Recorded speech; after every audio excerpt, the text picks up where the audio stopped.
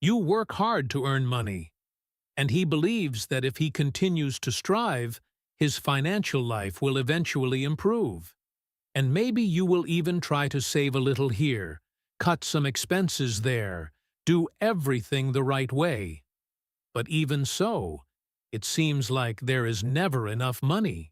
But no matter how hard you work, it feels like you are always chasing after something and never getting there.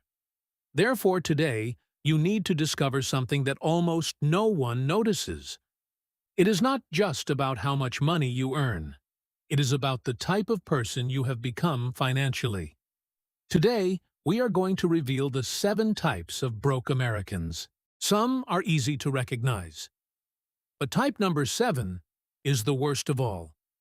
Because most people do not even realize they have become that type. Being broke almost never happens suddenly, and it is rarely caused by a single mistake, but through small decisions repeated every day. That is why these patterns end up becoming part of people's lives without them realizing it. There are millions of broke people in the United States, and when we think of someone who is broke, we imagine someone without money, burdened with overdue bills, someone struggling to pay rent or put food on the table. And many people believe that the problem for those who are broke is simple. They earn very little money. But the reality is much stranger than that. Because some of the most broke people in America, they don't look broken. They have nice cars, beautiful houses, expensive clothes. Sometimes they even seem successful. But behind that appearance lies something that almost no one sees. Constant pressure. A race that never ends. A lifetime based on monthly payments. And the most curious thing is that many of these people believe they are doing everything right. And they work hard. And they wake up early. And they try to save money here and there. But at the end of the month, the money keeps disappearing. But even working more, it seems like they never manage to get anywhere.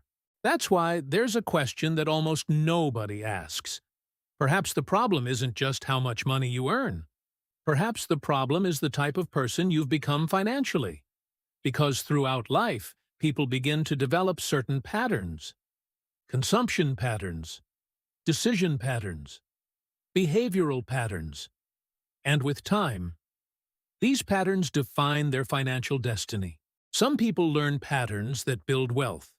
Others learn patterns that slowly drain all the money that passes through their hands. The most curious thing is that these patterns are so common, which are starting to seem normal. You see it in friends, among work colleagues, in the family, and often, even in yourself. And that's exactly why today, we're going to reveal something that few people talk about openly. Today, we're going to show you 7 types of broken Americans. Some of these types are easy to recognize. Some are almost obvious.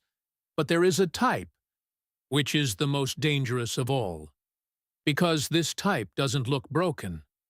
In truth, he seems successful.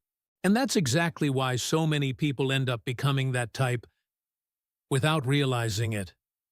Now think about it for a moment. How many people do you know who seem to have it all? New car, beautiful house, travel on social media. But are they constantly worried about money? Perhaps more than you imagine. Because the first step to understanding money, it's not about learning how to invest. It's not about starting a business. It's not about earning more. The first step is to understand the invisible patterns that keep people broken.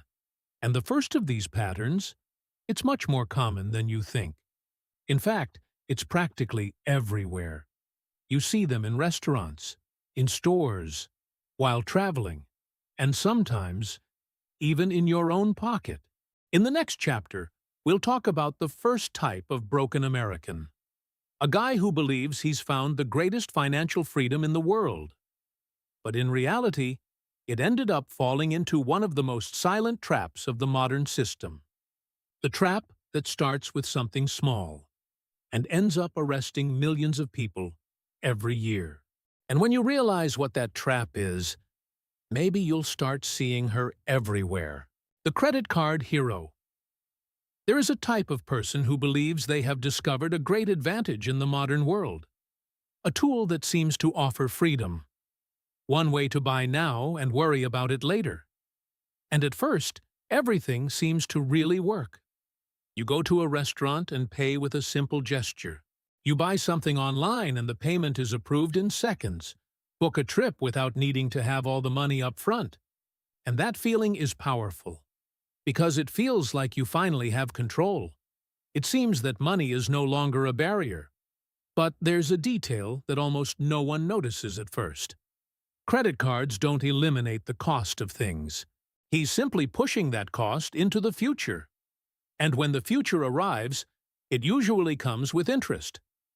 At first, it seems like something small. A purchase can be made in installments here, another one over there, a monthly subscription, a more expensive dinner. But little by little, something begins to happen. The bill is starting to grow. And at first, it still seems manageable. And you pay a portion and leave another part for next month. But next month is coming. And along with it come new purchases, new installments, new expenses. Suddenly, the card that seemed like freedom, it's starting to become an obligation. And here's something very curious happens. Many people start working more.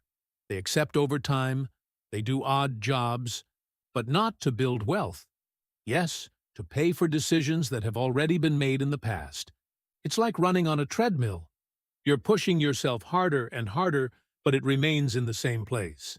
That's why this type of person receives a name that few people like to hear, the credit card hero, because he believes he is dominating the system, when in reality, you're just using a tool that was created to keep you consuming.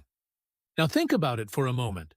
How many people do you know who say things like, "I'll pay later," "I'll split the payment," "I'll sort that out next month"? These sentences seem harmless. But when they repeat themselves for years, they end up creating a cycle that is extremely difficult to break. Because the problem isn't just the card. The problem is the mental pattern it creates. The pattern of always resolving the present, sacrificing the future. And when that pattern takes hold, something even more dangerous could happen. Because many people start to believe that they are okay. But paying the minimum rarely solves the problem. In reality, it often just prolongs the debt for years. In the next chapter, we'll talk about the second type of broke American. The type who believes that driving something impressive means success. And when you realize how this trap works, you may never look at a parking lot the same way again. The king of car payments. There is a very specific moment in many people's lives. The moment when they buy something that seems to represent progress. Something that conveys status. Something that makes it seem like they are finally moving forward. For many Americans, this happens when they buy a new car. And when the car arrives, the feeling is incredible. The smell of a new car, technology, the design, the feeling of accomplishment. Friends praise it. Neighbors notice. And for a moment, it seems that all the effort was worth it. But there is one detail that rarely receives the same attention. The monthly payment. At first, it seems manageable. It's only a few hundred per month. If the bank approved the financing, everything should be fine. If everyone does it, it must be normal. But over time, something curious happens. The payments keep coming, every month, without pause, without rest, without disappearing. And unlike other things in life, the car is not becoming more valuable over time. In fact, the exact opposite is happening. The car is losing value every day, but the payment remains exactly the same. And this creates a very common situation. People who work every month to pay for something that is depreciating in value. And here we see the second type of broke American. the king of car payments. This person believes that driving something impressive is a sign of success. And often society reinforces this idea. Advertisements portray cars as a symbol of victory. Movies often associate expensive cars with successful people. Friends discuss new models. But almost no one talks about the real cost of this decision. Because the car doesn't come by itself. It comes with fuel, insurance, maintenance, and sometimes with years of funding. And when all of this adds up, a car can become one of the most expensive expenses in someone's life. Now, think of something curious. How many times have you seen someone with an impressive car, but constantly complaining about money? This happens because financial appearance and financial reality, they are not always the same thing. After a few years, a new model emerges, more modern, more beautiful, more technological. And suddenly, your current car doesn't seem so special anymore. But the debt is still there. And it is precisely at this moment that many people make the next mistake. They change cars, even before finishing paying off the previous one, creating a cycle that can last for decades. But even that type of financial mistake, it's not the most common. There is another type of person who loses money every month, without realizing it, without feeling it, without noticing. Because the amounts seem small, so small they seem irrelevant. But when added up over the years, they can consume a huge portion of someone's income. In the next chapter, we'll talk about the third type of broke American, the type who lives surrounded by small monthly bills that seem insignificant, but together they can silently drain thousands of dollars every year. And after you realize that, you might start noticing these small charges in places you never paid attention to before. Ever wonder where your money goes? It's usually not the big, flashy purchases that break the bank. It's the small ones we ignore. Meet the signature collector trap. A $10 streaming service here. A $12 productivity app there. They seem harmless, almost invisible. In the beginning, it's great. You're watching the latest movies on a cozy Friday night, feeling like you're getting a steal for the price. Then you add music for your commute. Then a cloud storage plan because your phone is full. Every single one offers value, right? But soon, the psychology of small numbers begins to work against you. Our brains are hardwired to overlook these tiny, recurring drips. As night falls on the city, the digital landscape changes. Those tiny bubbles aren't so tiny anymore. They start to multiply. Look closely into the shadows of the marketplace. There's a slick salesman lurking, designed to make you click agree without a second thought. We focus on the big losses, the car repairs or medical bills, while these small hunters slowly drain our actual wealth every single month. Suddenly, the comfort of the mall disappears. You realize the aggregate. 10 plus 15 plus 20. It starts to burn. $300 a month.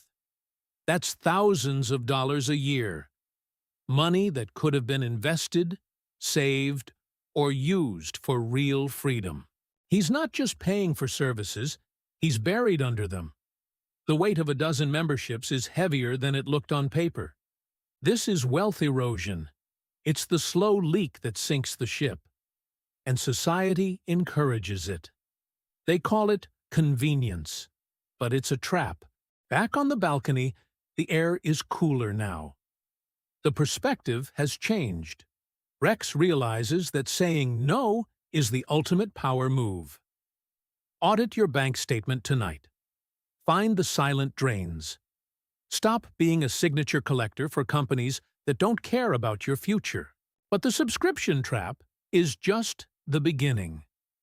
Next, we'll look at something even more dangerous, the addicted to upgrades cycle, where progress is just a disguise for more debt. Don't let your growth be your downfall. Turn your drain into a strategy. 42.4. The upgrade addict. There is a pattern that has become extremely common in the modern world, a pattern that many people don't even notice, because it looks natural, almost inevitable. And it starts in a very simple way. A new cell phone is launched, faster, more beautiful, with more resources. And the advertisement says it will improve your life. It will make your job easier. It will connect you to the future. At first glance, it just looks like an update. After all, technology evolves, products improve, everything seems to be part of progress. But there is something that is rarely discussed. Each update usually comes with a new payment. And when this happens repeatedly, a pattern is beginning to emerge. New cell phone, new laptop, new car, new TV, new device, and each new item seems like just a small step forward. But when you look at the whole picture, you notice something different. Payments are starting to pile up. Plots appear in different places. And what seemed to merely accompany progress, it begins to turn into a cycle. The cycle of constant upgrades. And this is where we find the fourth type of broken American, the upgrade addict. This person is rarely satisfied with what they already have. There's always something new, something more modern, something more advanced, and each new version seems to bring the promise of a better life. But often this promise comes with an invisible price, because constant upgrades rarely mean financial progress. In fact, they often mean exactly the opposite. Each new purchase adds another financial commitment, another installment, another monthly obligation. And when this happens over the course of years, a person might end up working more and more to support a lifestyle that never stops evolving. Now think of something curious. How many people do you know who change their cell phone every year? Or buy car every few years? Or that constantly replace things that still work perfectly? This behavior seems normal, because modern culture encourages this all the time. But money doesn't just disappear on big purchases. In fact, some of the biggest financial losses happen because of something even more unpredictable. Something that many people believe to be the solution to all their financial problems. Something that seems to offer quick riches. Something that seems capable of changing everything in a single moment. But in reality, it keeps millions of people trapped in a cycle of hope, without real wealth creation. In the next chapter, we'll talk about the fifth type of broke American, the type who believes their financial life is about to change. Not through planning, not through discipline, but through luck. And when you realize how this pattern works, you'll understand why so many people spend years waiting for something which almost never arrives. 5. The lottery dreamer. There is a type of person who deeply believes in a very seductive idea. The idea that everything can change. Suddenly. A unique opportunity. A single stroke of luck. A single moment that transforms your entire financial life. And when you think about it that way, the logic seems simple. If someone won the lottery, so maybe you can win too. What if someone became rich overnight? So maybe the same thing could happen to you. This hope is powerful, because it offers something that effort often doesn't, the promise of rapid change. But there's one detail that almost never appears in success stories, as probabilities. Because while only a few people actually win, millions continue trying. And they keep buying tickets. And they continue to imagine what life would be like after the prize. But while that dream occupies space in the mind, something important fails to happen. The real construction of wealth. Because building wealth is rarely a quick process. It's rarely dramatic. Most of the time, it's slow, silent, and it's based on consistent decisions made over many years.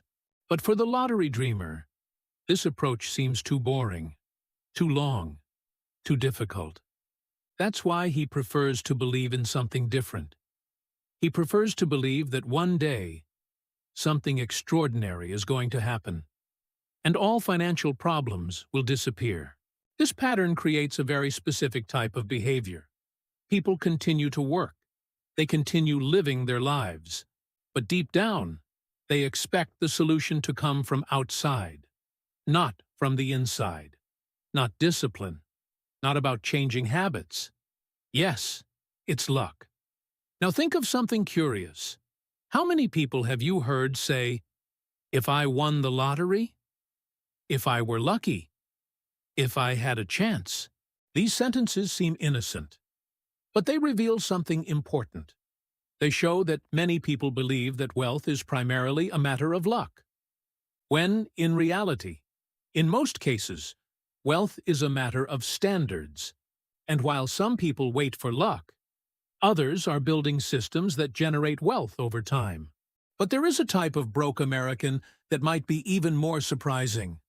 A type of person who works very hard.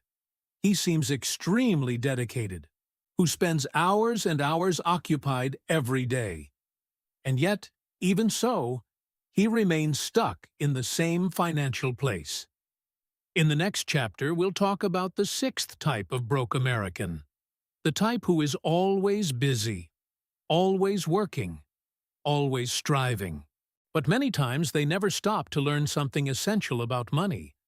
And when you notice this pattern, perhaps you'll start looking at the word work in a completely different way. Meet Rex. Like many of us, Rex believes in the power of a hard day's work. He starts long before the sun rises. The world respects the hustle. We are taught that early mornings and late nights are the only path to true success. Rex grabs his coffee and dives into the fray. He is the first one in the office, ready to conquer the day's tasks. But there is a growing disconnect. Despite the effort, something feels off. The busy but broke cycle has begun to take hold. Rex works 14 hours a day. He is a master of his craft, yet his financial reality remains surprisingly stagnant.